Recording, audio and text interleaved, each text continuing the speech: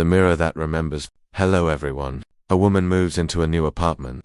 She was moving from one city to another. It was a big move. She had hired movers to help her move all of her stuff. But there was one thing that she insisted on moving herself. It was an old mirror that had belonged to her grandmother. It was an antique, ornately framed mirror, and according to her grandmother it was possessed. The woman didn't believe in ghosts, but she loved the mirror and she wanted it in her new place. After the movers had gone and all of her stuff was unpacked, she hung the mirror in the bedroom. She put it in exactly the same spot that she had the old one in her last apartment. As she was hanging it, she could have sworn that she felt something brush against her leg, but she just shook it off. It was probably just her adjusting to the new place. That night, however, she wasn't so sure. She had just gotten into bed when she noticed a dark shadow moving behind her on the mirror. She turned around, but there was nothing there. She thought that she was just tired and seeing things, so she went back to sleep. But every night after that, the same thing happened. There was always a shadowy figure moving about behind her. Sometimes it would reach out and touch her shoulder.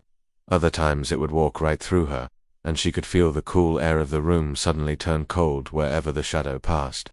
She started keeping a blanket over the mirror during the day, but at night she would take it off and watch the shadow move about. She tried to make sense of it. Maybe it was a ghost. Maybe it was her grandmother checking up on her. But then she thought, if it was a ghost, why didn't it show itself to her properly? Why was it only a shadow? What was it trying to do? One night she decided to stay up and watch the shadow. She sat on the edge of the bed watching her own reflection slowly turn into the shadow self.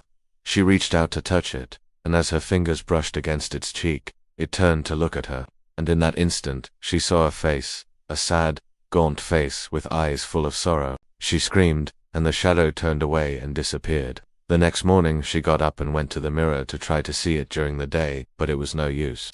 All she saw was her own reflection. Days turned into weeks, and she grew used to the mirror again, though she never took it out of its covering at night. Then one day, while she was rummaging through her grandmother's things, she found an old diary.